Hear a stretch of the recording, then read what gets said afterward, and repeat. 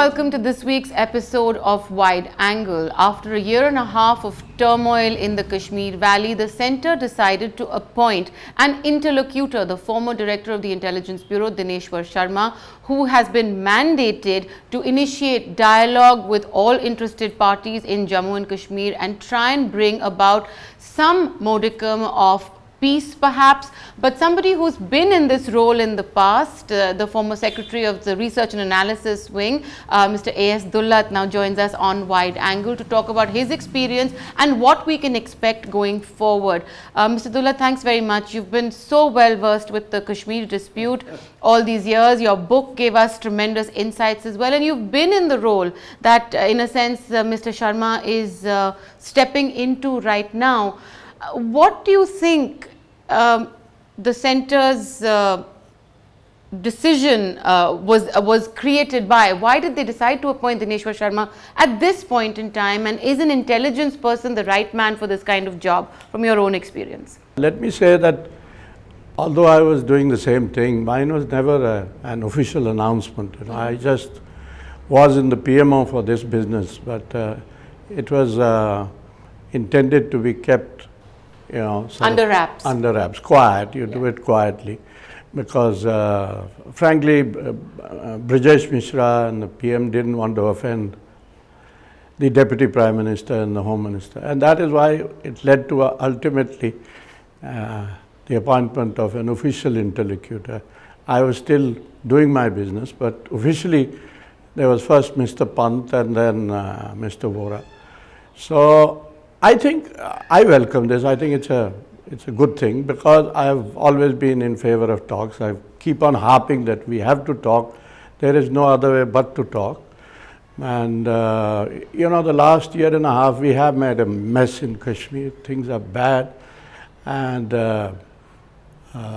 even somebody like Yashwant Sinha has said a couple of times that we've lost the valley. I don't believe that we've lost the valley or we'll ever lose the valley.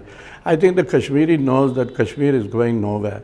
I think let's look forward to this, and let's hope that something changes. Let me also add that Dineshwar Sharma is the perfect guy. For those who are available, there is nobody better than him, because he's straight, he's sincere, he's uncomplicated. And he feels for Kashmir. Usko dard hai, jo kehte hain na. He empathizes, and he's a patient guy. He's not a guy who's going to be flustered in a hurry. So all and I can also tell you right, that if somebody tells him that you can't talk to so and so or you this thing, he's a guy who will say, okay, thank you very much, I don't need this job. Because he's absolutely straight. There's no hanky-panky about it. And in a sense, sort of that brings me to my next question, because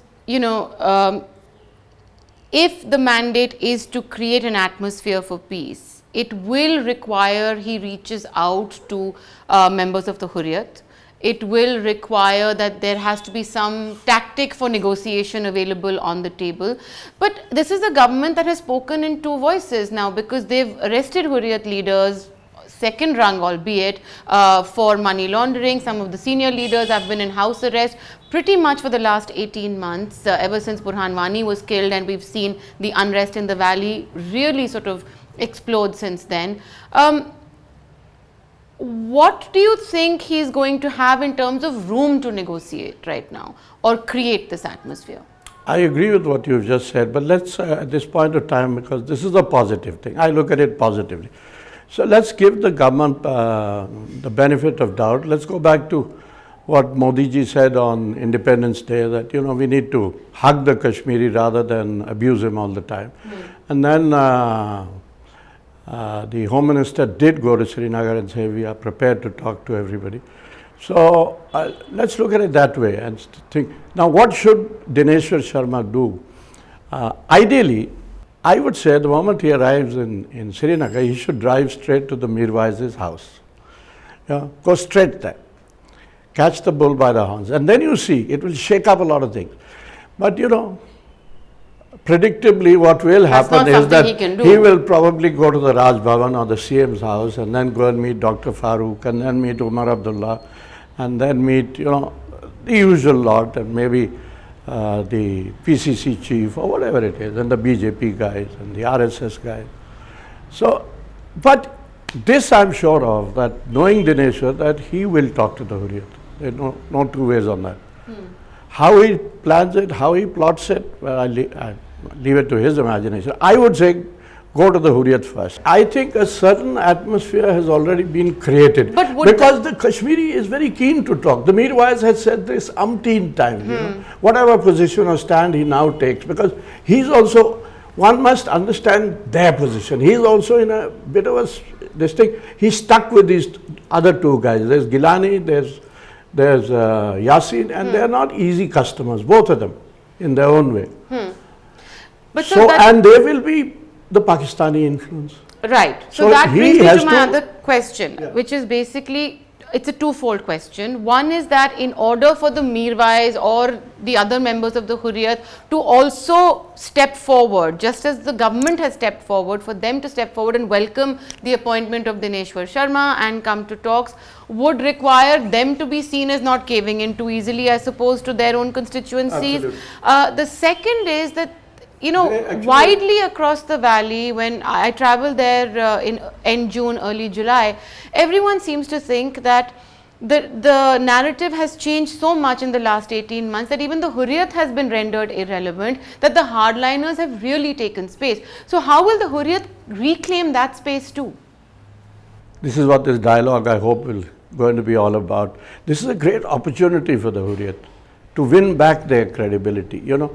Because when Delhi starts talking to them, then they do become relevant again. And we need to talk to them because, you know, this Hurriyat thought, Hurriyat is actually a thought now, and this thought in Kashmir is not going to go away in a hurry. So it's easier to talk to people, to the known devils, if you like to think of them like that, rather than to look around for people you don't know, you know. We keep talking about talking to the youth. Where are you going to find the youth, you know? It'd be like looking for a needle in a haystack, because these guys are not so easily available and they're not so ready to talk. The Hurriyat is ready to talk, and I can sense it, that in Srinagar there would be a sense of excitement कि भाई बात होने वाली है, बात होगी, किस किस्म की बात होगी. At least it's an opening. So what would convince the Hurriyat to take this opening? I think there are two things. One is that the Home Minister has said that it is up to the interlocutor or the special representative, whatever we like to call him, to meet whoever he likes. So the ball is now in Dineshwar Sharma's court. So you got to gauge what Dineshwar Sharma is all about, rather than for the moment, let us forget what Delhi is all about. What is Dineshwar Sharma all about? Is he a guy we can sit and talk to? Is he a guy who is going to listen to us? Is he a guy who speaks the truth? You know, the Kashmiri doesn't speak the truth easily because he's convinced that you're not speaking the truth with him. So Dineshwar Sharma has all these qualities. He's going to speak nothing but the truth. In fact, if I were to have any criticism of Dineshwar, he's too simplistic. He's too straight for Kashmir. But these will be great assets when he actually gets down to talking. The Kashmiri will feel they're talking to somebody who is, you know, who's open, who's willing to listen. Listening is very important. We like to keep giving lectures, you know, you need to listen. One of the other things that many people feel led to the spiraling, especially in the last 18 months, is that the ruling government in the state, the coalition of the PDP and the BJP, is just something that is not been working on the ground. I mean, the valley, it has its own responses, the Jammu region has its own responses to this political alliance, and one of the reasons why it's gone so out of control is the opposition to that ideology or lack of ideology, as the case may be. Yeah, this whole coalition hasn't worked because, you know, the idea was, as Mufti Saab put it, to try and bring the North and South pole together. And I mean, for somebody like me, I also thought, well, it's a great opportunity. If Jammu and Srinagar, because there has been this little feeling of, you know, one being different from the other, especially after the 2008 agitation. And we thought that it would bring both sides together, but it's worked in exactly the opposite direction. And what is happening on the ground is that the PDP is totally finished, and in Jammu, the BJP has lost a great deal, whether they realize it or they don't realize it.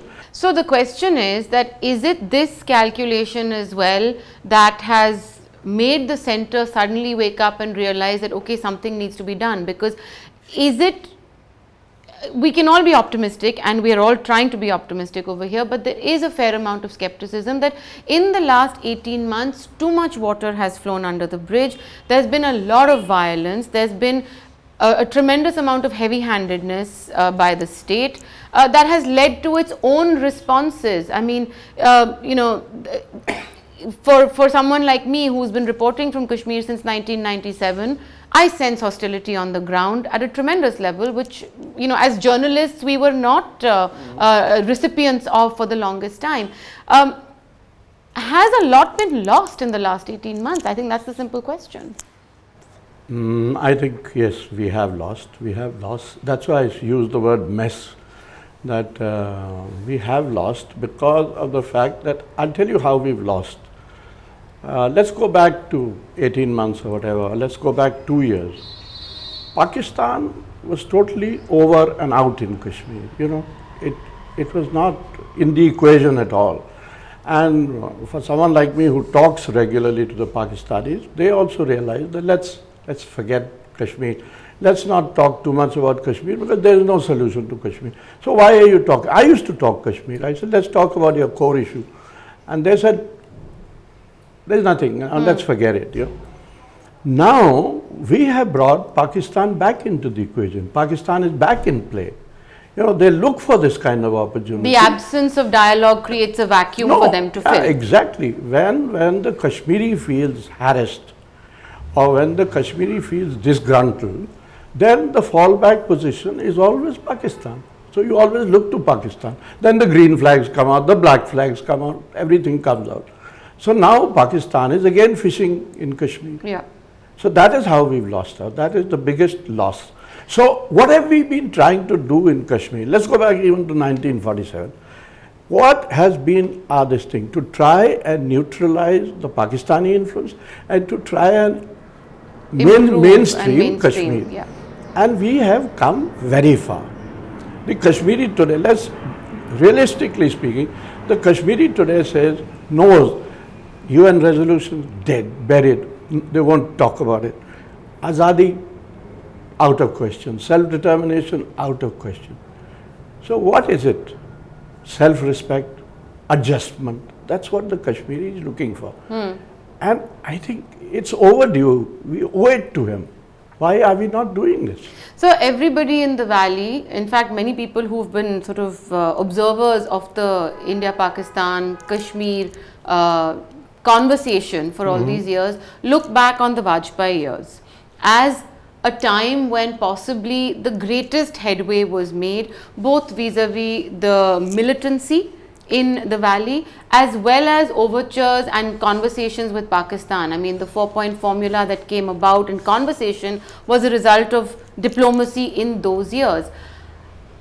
Is it even fathomable to consider bringing those conversations back on the table, or is it too premature to make that leap right now? I think it's a great pity. This government had such a great opportunity. I don't think any other Prime Minister in recent years has had the opportunity that Modi had, with the kind of thumping majority that he had in Parliament. And the legacy of Prime Minister Vajpayee. And the legacy of Vajpayee, same party, same thing.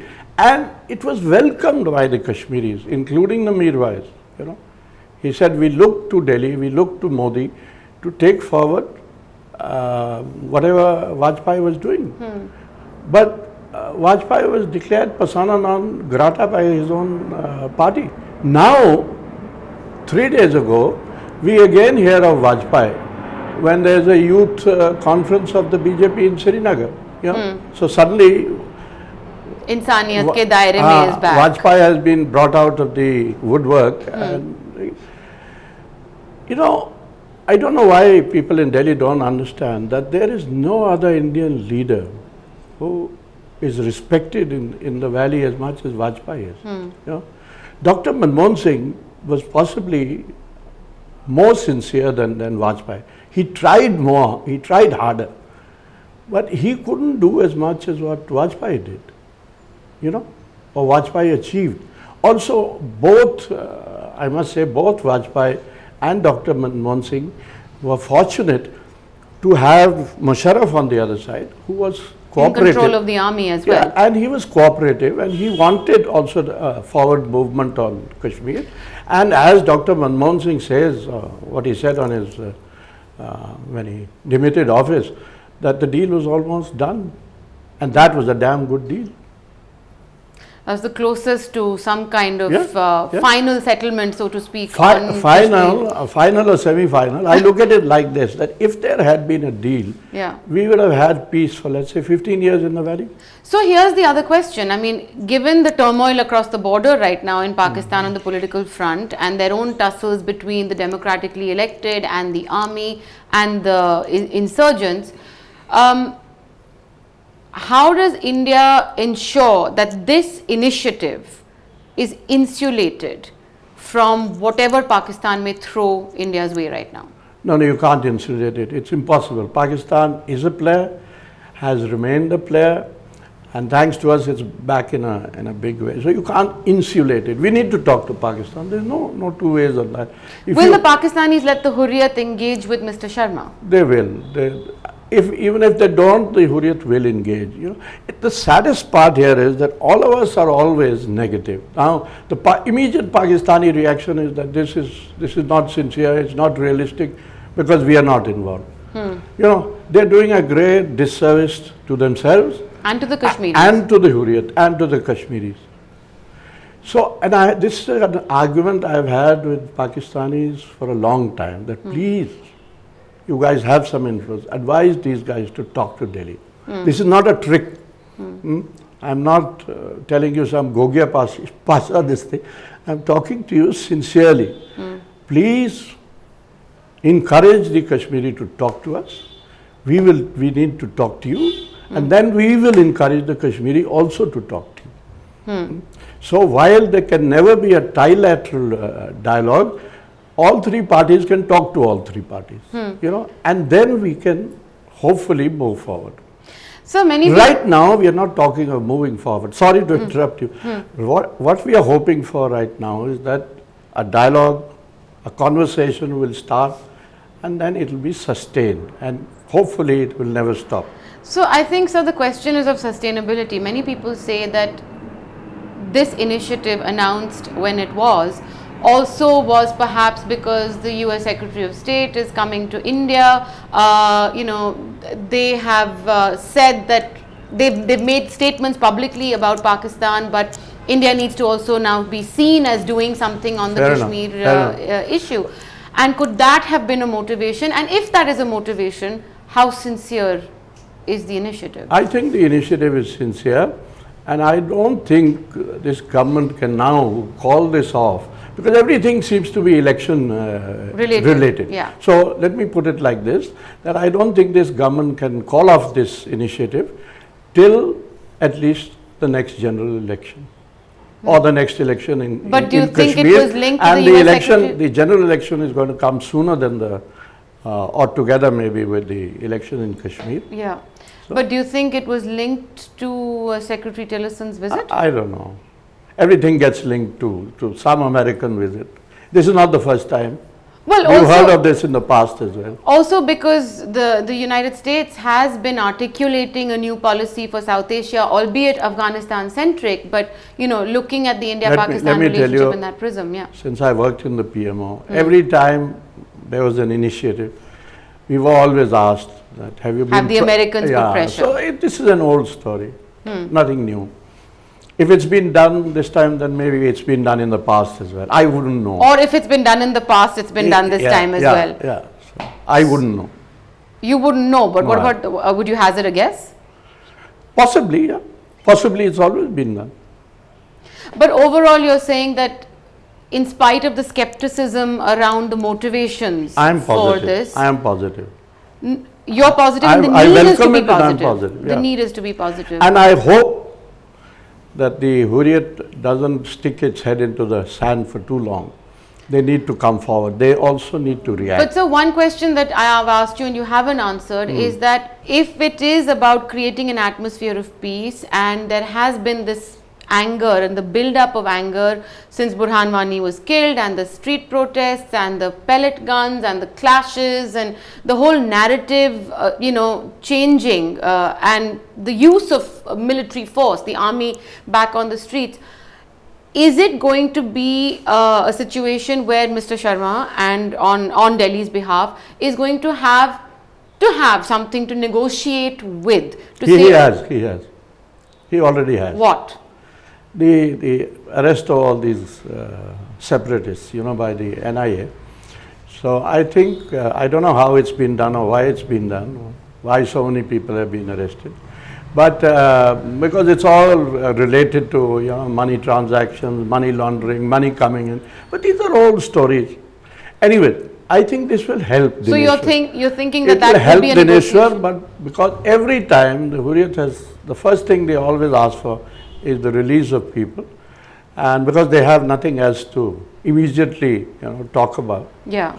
So Dineshwar has something to. And sir, something to offer. So much of this conversation around peace building is focused on bringing the Hurriyats to the table, even though this government has made it very clear. I mean, they've called off talks with Pakistan because of the Hurriyats as well. Yeah. So, that again makes no sense, because the Hurriyat has always visited the Pakistan High Commission.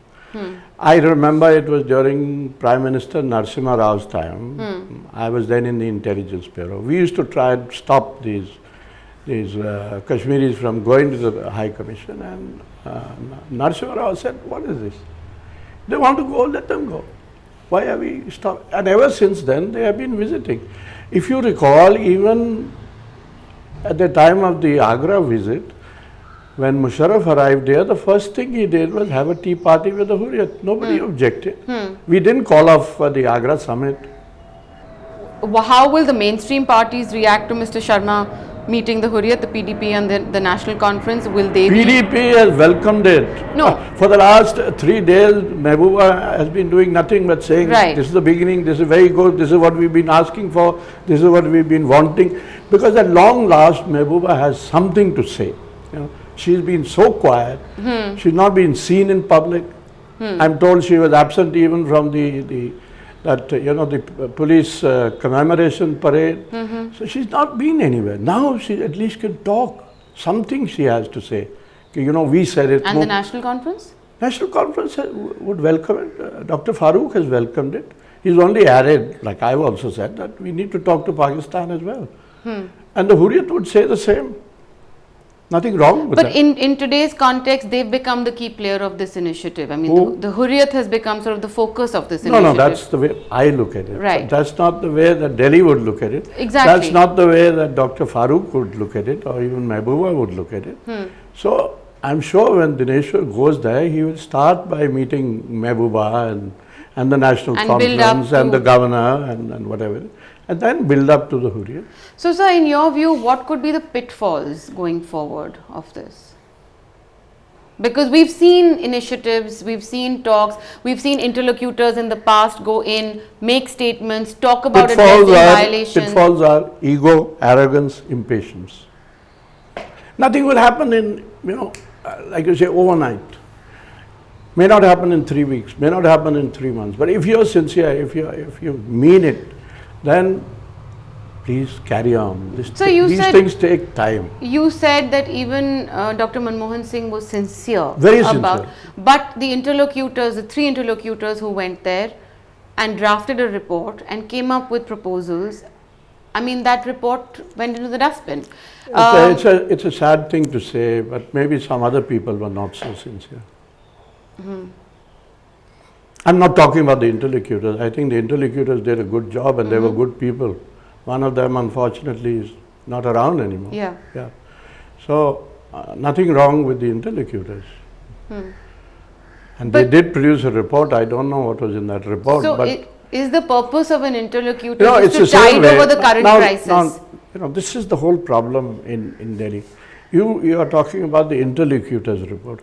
Let me take you back, remind you and take you back to Farooq Abdullah's, the resolution, autonomy resolution in the assembly in, 2000 or 2000? And when this resolution was moved, Delhi got very excited and said, what is Farooq up to? So Dr. Farooq said, it's only a resolution. Anyway, the resolution got passed, so Delhi got more angry. And according to Farooq, and I agree with Farooq, there was nothing to get angry about. His view was that we passed a resolution, we are sending it to Delhi. Just say that we are examining it. Farooq needed that resolution. This is the way, the problem is we look at everything from our point of view. We never look at it from the Kashmiri point of view. Farooq needed something to go to the people to. In 2002, he knew he had an election coming up. He knew it was not going to be as easy as 96 because there were going to be more people in the fray. So he needed something. He needed that resolution in his hand. And we got angry, dumped it in the waste, put it in the waste paper basket. It's an old story. But Farooq was all set to leave the NDA if it was not, if his mother had not passed away. It's just one of those coincidences that at that point of time, when Farooq was seriously considering leaving, opting out of the NDA, his mother passed away and the Prime Minister went for the funeral. And then everything was all right, all over again. So this is how cussed Delhi can be. So you're saying, and these continue to be the pitfalls as well? Yeah. So I hope ego, arrogance and impatience are the three. And this is what, none of these qualities Mr. Sharma clearly has. So hopefully that's a good guy. That's the positive from this. He's a good guy. So let's give him a chance. Let's give him a chance, and I think the challenge will be when he compiles his report or whatever. It's ultimately what Delhi will choose. I hope he doesn't compile any report. I hope he just comes and tells Delhi that, at a future point of time, that look, I've done my job and now you guys need to talk. We need to get them to Delhi and the Home Minister needs to talk. That's how we did it with, when we did it, what you were talking about. And what is the use of these reports? Yeah. He can give a report, he's been Director Intelligence Bureau. He knows how to produce a report. So he can produce a report every time he visits this thing. There's no use compiling a ledger or a book. It'll be of no value. And there's no timeline to any of this? I hope not. Why? I'm asking. No. I would. Have you worked with timelines on this in the past? No. I never had any timelines. I was only told, go, and sometimes I was told, take it easy, stop, you're going too fast, that kind of thing. But I would say, let's give it 6 months and then reassess it. Thanks a lot, Mr. Dulat, for joining Thanks, us Mark. on Wide Angle on this. And as Mr. Dulat said, it's an initiative. It should be received with optimism and hope, and if anything can actually create an atmosphere where the tensions in the valley subside, that itself would be the achievement of this decision. That's all on Wide Angle this week. Thanks for watching.